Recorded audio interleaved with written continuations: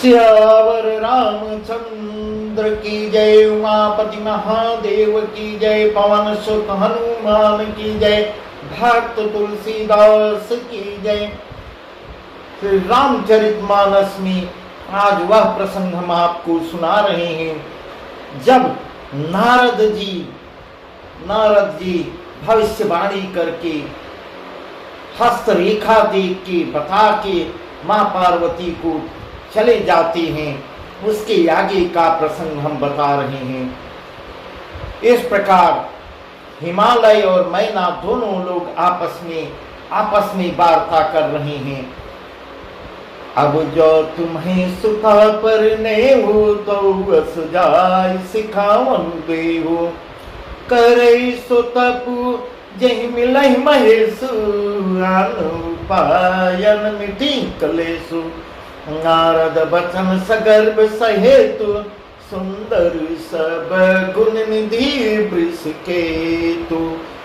अस विचारी तुम तजऊ शंका, सबई बाति शंकरु अकलंका।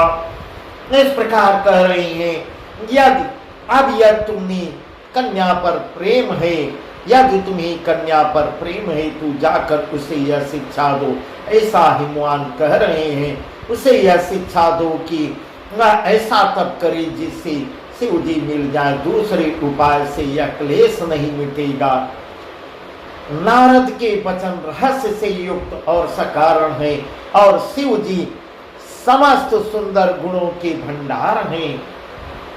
यह विचार कर तुम मिथ्या संदेह को छोड़ दो। शिव जी सभी तरह से निष्कलंक हैं। सुनिपति बचन हरसि मन माही, सुनिपति बचन हरसि मन माही, गई तुरत उठ गिर जा पाई। उमहि बिलो की नयन भर बारी, सहित स्नेह गोद बैठारी। बारही बार लेती उर लाई, गद गद कंठन कछु करी जाई। जगत मातु सर्वज्ञ भवानी, मातु सुखद बोली मृदुवानी। इस प्रकार हिमवान के समझाने पर पर्वतराज हिमालय जी समझा रहे हैं मैना को, और तब पति के वचन सुन के मन में प्रसन्न होकर मैना उठकर तुरंत पार्वती के पास जाती है और पार्वती को देखकर उनकी आंखों में आंसू भर आते हैं। उसे स्नेह के साथ गोद में बैठा लेती हैं, बार बार चूमने लगती हैं, बार बार उसे हृदय से लगा लेती हैं। प्रेम से मैना का गला भर आता है, कुछ कह नहीं पा रही हैं। जगत जननी भवानी जी तो सर्वज्ञ ठहरी, माता की मन की दशा को जानने वाली जब पार्वती जी ही हैं तो वह सब जानती है, अंतर्यामी है, माता के मन की दशा को जान जाती है। वे माता को सुख देने वाली तब कोमल वाणी से कुछ बोलती हैं। सुनहि माँ तुम्हें दीख यस, सुनहि माँ तुम्हें दीख यस, सपन सुनावूं तो सुंदर गौर सबे प्रवर यस उपदेश मोय। ना सुन, मैं तुझे सुनाती हूँ। मैंने ऐसा स्वप्न देखा है, स्वप्न की बात बता रही है कि मुझे एक सुंदर गौर वर्ण श्रेष्ठ ब्राह्मण ने ऐसा उपदेश दिया। करई जाय तपशैल कुमारी, नारद कहा सो सत्य विचारी। मातु पिता ही पुण्य मत भावा, तपु सुख प्रद दुख दोष मसावा। तप बल रचय प्रपंच विधाता, तप बल बेसुन सकल जग त्राता।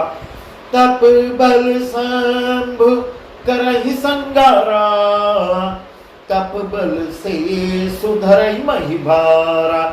इस प्रकार स्वप्न की बात सुना रही हैं और कह रही हैं एक सुंदर गौर वर्ण का ब्राह्मण हमको ऐसी शिक्षा दे रहा है हे पार्वती, नारद ने जो कहा है उसे सत्य समझ कर तू जा, तपस्या करो, तप में लग जाओ, तपस्या करो। फिर यह बात तेरे माता पिता को भी अच्छी लगी है, तब सुख देने वाला और दुख दोष का नाश करने वाला है।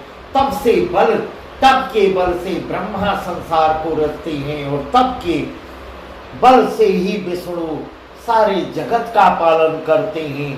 तब के बल से ही शंभु रुद्र जगत का संहार करते हैं और तब के बल से ही शेष जी पृथ्वी का भार धारण करते हैं। तप यधार सब सृष्टि भवानी, करन जाय तपवस जी जानी। सुनत बचन विस्मित महतारी, सपन सुनाय गिरीह कारी। मातु पिता बहु विधि समझाए, कली उमा तपित हृषाई। प्रिय परिवार पिता और माता, भई विकल मुखिया उन बाता। इस प्रकार हे भवानी सारी सृष्टि तप के ही आधार पर है। किस प्रकार ऐसा स्वप्न की बात बता रही है। उस ब्राह्मण ने हमको ऐसा उपदेश दिया है स्वप्न में, ऐसे जी में जानकर तू जाकर तपस्या करो। यह बात सुनकर माता को आश्चर्य लग रहा है और उसने हिमवान को बुलाकर वह स्वप्न की बात हिमवान को बताती है। माता पिता को बहुत तरह से समझाकर बड़े हर्ष के साथ पार्वती जी तप करने के लिए चल देती हैं। प्यारे कुटुंबी पिता, माँ और माता सब व्याकुल हो जाते हैं। किसी के मुंह से बात कुछ आगे नहीं निकल पा रही है। दिसिरा मुनियाई तब सबई कहा समझाय, पार्वती महिमा सुनत रहे प्रभु धई पाय। तब वेद सिरा मुनि ने आकर सबको समझा कर कहा। इस प्रकार जब पार्वती जी तपस्या के लिए चली जाती है तब वेद सिरा नामक मुनि ने आकर सबको समझाया। पार्वती जी की महिमा सुनकर सबको सावधान कर देते हैं। पार्वती जी के विषय में कुछ वर्णन करते हैं। धरि उमा प्राणपति चरना, जाय विपिन लागी तप करना। अति सुकुमार न तनु तप जोग, पति पद समीरे कजऊ सब भोग। नव चरण उपजे अनुरागा, बिसरी देह तपहि मनु लागा।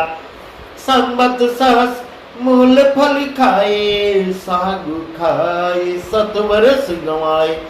इस प्रकार पार्वती जी तपस्या में बैठ जाती हैं। प्राणपति शिव जी के चरणों को हृदय में धारण करके वन में जाकर तप करने लगती हैं। पार्वती जी का अत्यंत सुकुमार शरीर तप के योग्य नहीं था।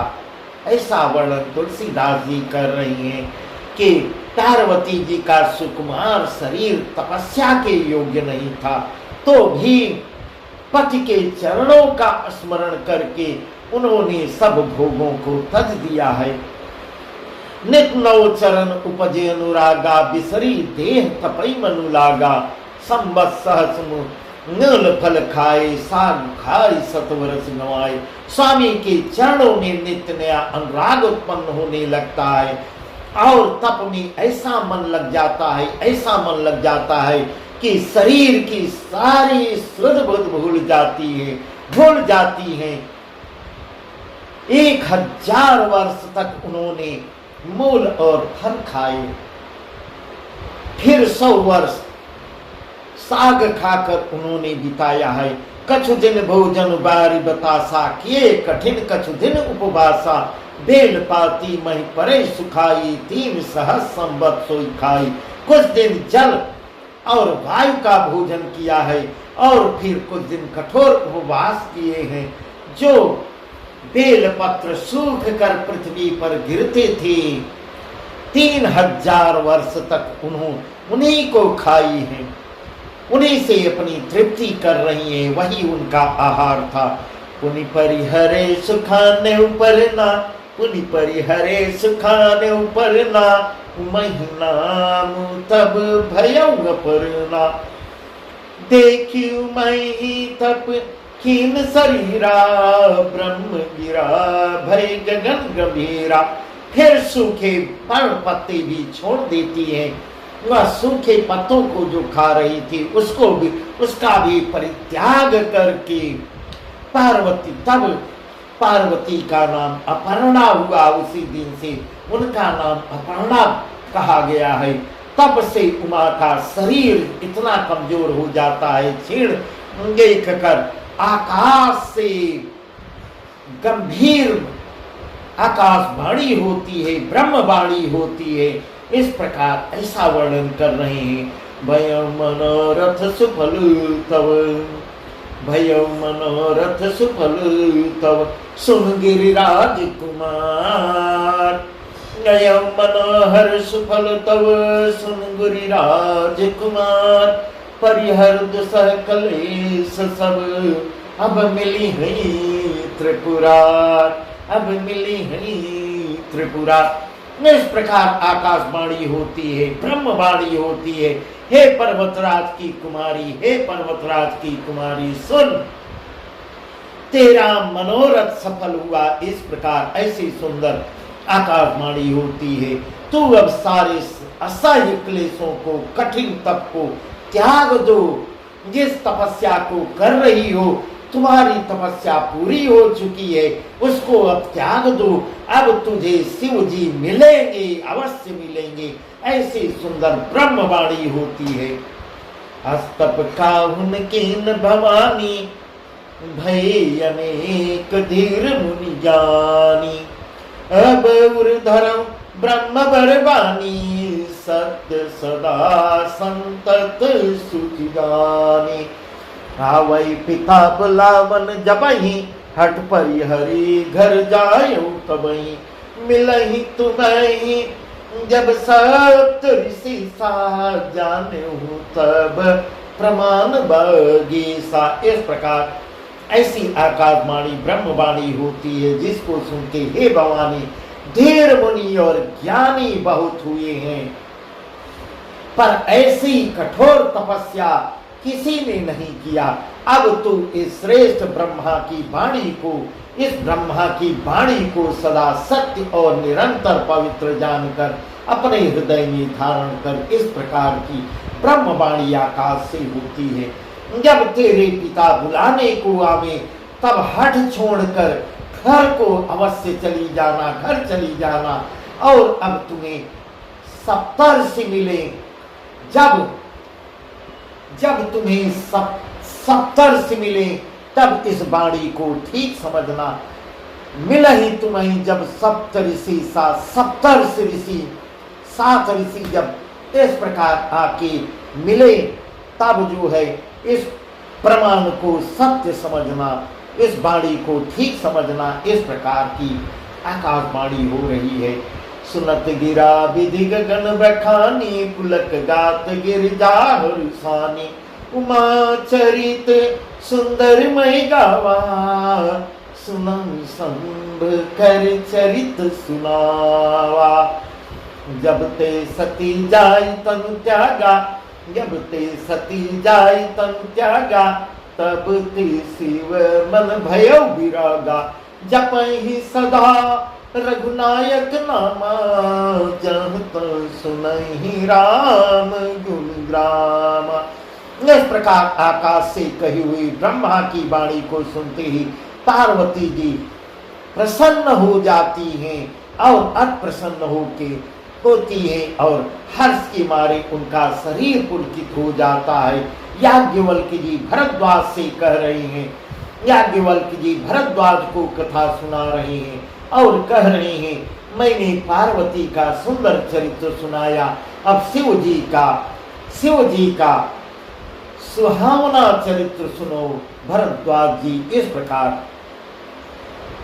जब से सती ने जाकर शरीर का परित्याग किया है, तब से शिव जी के मन में वैराग्य उत्पन्न हो गया है। वे सदा श्री रघुनाथ जी का ही नाम जपने लगते हैं। जपते रहते हैं और जहाँ तहाँ श्री रामचंद्र जी के गुणों की कथाएं सुनते रहते हैं। चिदानंद सुखदाम शिव, चिदानंद सुखदाम शिव, विगत मोह मद काम, विचरहि मही धरि हृदय हरि, सकल लोक अभिराम। चिदानंद सुख के धाम मोह मद और काम से रहित शिव जी संपूर्ण लोकों को आनंद देने वाले भगवान श्री हरि श्री रामचंद्र जी को हृदय में धारण कर भगवान के ध्यान में मस्त हुए पृथ्वी पर विचरने लगते हैं, ऐसा वर्णन कर रहे हैं। कतौ मुनिन उपदेश ही जाना, कतौ राम गुण करई बखाना, यद्यपि काम तदपि भगवाना, भगत विरह दुख दुखित सुजाना। नहीं विधि गयो काल बहु बीती, नहीं विधि गयो काल बहु बीती, नितमय होई राम पद प्रीति। नेम प्रेम शंकर कर देखा, यवि चल हृदय भगति के रेखा। वे कहीं मुनियों का ज्ञान उपदेश करते और कहीं श्री रामचंद्र जी के गुणों का वर्णन करते थे। सुजान शिव जी निष्काम हैं तो भी वे भगवान अपने भक्त सती के वियोग के दुख से दुखी हैं। इस प्रकार ऐसा याज्ञवल्क्य जी भरद्वाज जी से कह रहे हैं। भगवान शिव भी अपने सती के वियोग से दुखी हैं। इस प्रकार बहुत सा समय बीत जाता है। श्री रामचंद्र जी के चरणों में नित नई प्रीति होती रहती है। शिव जी के कठोर नियम अनन्य प्रेम और उनके हृदय में भक्ति की अटल टेक को जब श्री रामचंद्र जी ने देखा, इस प्रकार ऐसा वर्णन कर रहे हैं। जब उनके एक दृढ़ विश्वास को देखती हैं भगवान रामचंद्र जी, तब प्रगटे राम कृतज्ञ कृपाला, रूपशील निधि तेज विशाला।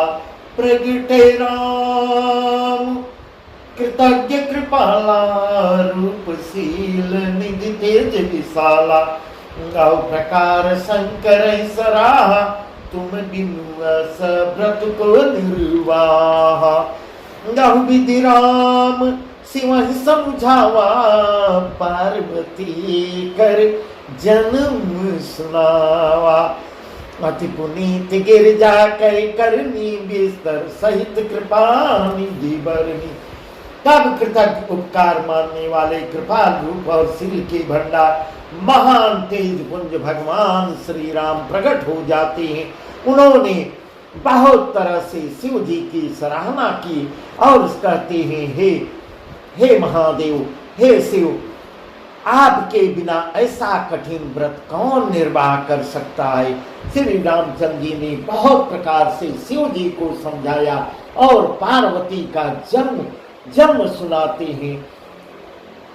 कृपा निधान श्री रामचंद्र जी ने पूरा विस्तार पूर्वक पार्वती जी की अत्यंत पवित्र करनी का वर्णन करते हैं। अब बिनती मम सुनो शिव, जो म पर निज नेव। अब बिनती मम सुनहु शिव, जो म पर निज नेव। जाय विवाह शैल जई, यह महिमा गे देव। जाय विवाह शैल जही, यह महिमा गे देव। फिर श्री रामचंद्र जी शिव जी से कहते हैं, उन्होंने शिव जी से कहा, हे शिव जी, यदि मुझ पर आपका स्नेह है, इस प्रकार कह रहे हैं, यदि मुझ पे आप भरोसा रखते हैं, स्नेह रखते हैं, तो अब आप मेरी विनती को सुनिए। इस प्रकार निवेदन करके कह रहे हैं, मुझे एक वरदान दीजिए, मैं कुछ मांगता हूँ वह मुझको दे दीजिए, मांगने से मुझे दे दीजिए। कि यह मांगता हूँ कि आप जाकर पार्वती के साथ विवाह कर लें। और पार्वती का पूरा वर्णन उनको सुनाते हैं। इस प्रकार भगवान राम उनको बहुत अच्छे ढंग से समझाते हैं कि जाकर पार्वती के साथ विवाह कर ले। कह शिव यद्यपि उचित यस नाई, नाथ बचन पुनि मेटि न जाहि। कह शिव यद्यपि उचित यस नाही, नाथ बचन पुनि मेटि न जाहि। सिर धरिया यश करी तुम्हारा, परम धर्म यह नाथ हमारा। नाथ पिता गुरु प्रभु के बानी, विनय विचार करी सुजानी। तुम सब भांति परम हितकारी, अज्ञा सिर पर नाथ तुम्हारी।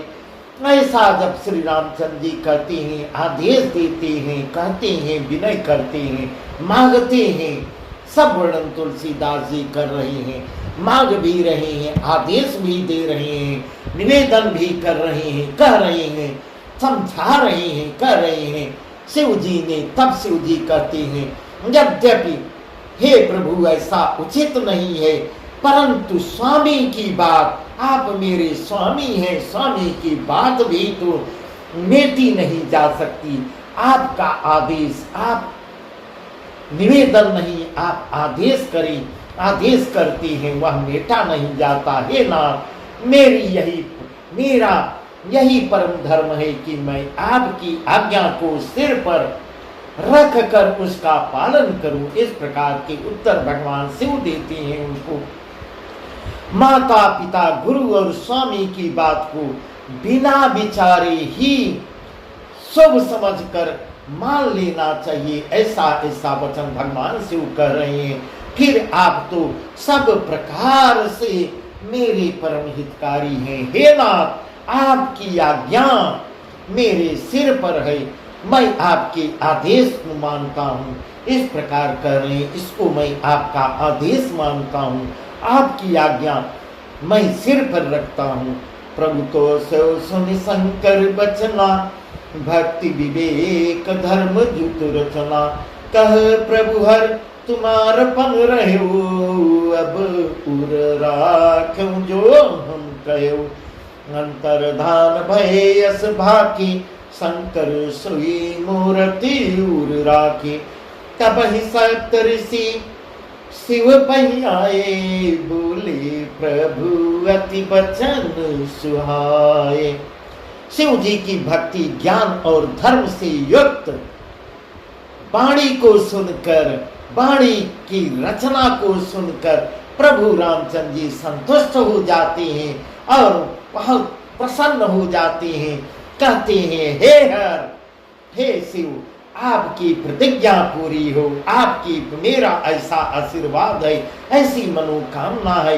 ऐसा दोनों हाथ उठा के आशीर्वाद देती हैं, आपकी प्रतिज्ञा पूरी हो। अब हमने जो कहा उसको हृदय में रखना, इसमें ही कल्याण है। ऐसा उपदेश दे के, ऐसी सलाह दे के प्रभु इस प्रकार कहकर श्री रामचंद्र जी अंतर्ध्यान हो जाते हैं। शिव जी ने उनकी वह मूर्ति अपने हृदय में धारण कर लिया और उसी समय सप्तर शिव जी के पास आते हैं। प्रभु महादेव जी ने उनसे अत्यंत सुहावने वचन कहे। पार्वती पही जाय तुम प्रेम परीक्षा ले, पार्वती पही जाय तुम प्रेम परीक्षा ले। गिरे प्रेरी पठयो भवन धरि करऊं संदेह। इस प्रकार सप्तर्षियों से कहते हैं, आप लोग पार्वती के पास जाकर उनके प्रेम की परीक्षा लीजिए और हिमाचल को कहकर उन्हें पार्वती को लिवा लाने के लिए भेजिए तथा पार्वती को घर भिजवाइए और उनके संदेह को दूर कीजिए। इस प्रकार भगवान शिव सप्तर्षियों से कहते हैं। ऋषि गौरी देखी तह कैसी मूर्तिमंत तपस्या जैसी। ऋषि गौरी देखी तह कैसी मूर्तिमंत तपस्या जैसी। बोले मुनि सुन शैल कुमारी, करम कवन कारण तपि भारी। कहियो राधव का तुम चहु हम सम सत्य मरम किन कहूं।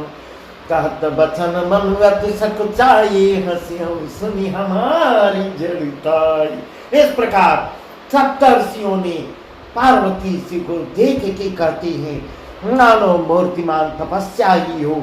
इस प्रकार कहते हैं हे शैल कुमारी, हे शैल कुमारी, हे पार्वती सुनो, तुम किस लिए इतना कठोर तपस्या कर रही हो। इस प्रकार के प्रश्न करती हैं, क्या कारण तो बताओ, किस लिए तपस्या कर रही हो, तुम किसको किसकी आराधना करती हो और क्या चाहती हो, तुम्हारे मन में क्या चल रहा है। इस प्रकार के प्रश्न करती हैं, हमसे अपना सच्चा भेद क्यों नहीं बताती। तब पार्वती कहती है, बात कहने में मन मेरा सकुचा रहा है, सकुचाती हैं। आप लोग मेरी मूर्खता को सुनकर हंसेंगे। इस प्रकार शर्माती हैं, सकुचाती हैं कि आप लोग मुझे मूर्ख समझेंगे। मनुहट परान सुनई सिखावा, चहत बारी पर भीति उठावा। नारद कहा सत्य सुई जाना, बिन पंखन हम चहे उड़ाना। देखं मनीय विवेक हमारा, चाहिए सदा सिवाई बरतारा। इस प्रकार करती हैं, आप लोग बहुत मेरी मूर्खता को सुनकर हंसेंगे, सुनकर हंसी उड़ाएंगे। मैंने ऐसा हट कर लिया है, ऐसा दृढ़ प्रतिज्ञ हो गई हूँ, ऐसा संकल्प कर लिया है, वह उपदेश नहीं सुनता और जल पर दीवार उठाना चाहता है।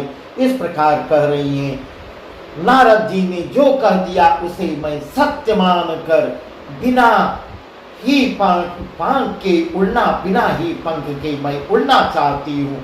हे मुनियों, आप मेरी अज्ञानता को तो देखिए, मैं सदा ही शिव जी को ही पति बनाना चाहती हूँ। कितना कठिन कार्य है, मैं हमेशा उन्हीं को पति रूप में देखना चाहती हूँ। नत बचन बिहसे ऋषय गिर संभव तो दे, नारद करो उपदेश सुनी कहूँ बसऊ की सुगे। इस प्रकार सप्त ऋषियों ने हंसी उड़ाती हैं, हंस पड़ती हैं। पार्वती कहते हैं तुम्हारा शरीर पर्वत से ही तो उत्पन्न हुआ है, भला कहो तो नारद का उपदेश, नारद इधर उधर टहलने वाले नारद का उपदेश आज तक किसका घर बसा है। नारद खुद अपना घर नहीं बसा सके, किसका घर नारद के उपदेश से बसा है। ऐसा व्यंग्य व्यंग्य वचन करती हैं, ऐसी ऐसी परीक्षा लेती हैं और आगे की बात जानना चाहती हैं। बस आज का प्रसंग यहीं तक, आगे प्रसंग बहुत ही सुंदर सुंदर हैं जो हम आपको कल बताएंगे। इस प्रकार सियावर रामचंद्र की जय, उमापति महादेव की जय, पवन सुत हनुमान की जय, भक्त तुलसीदास की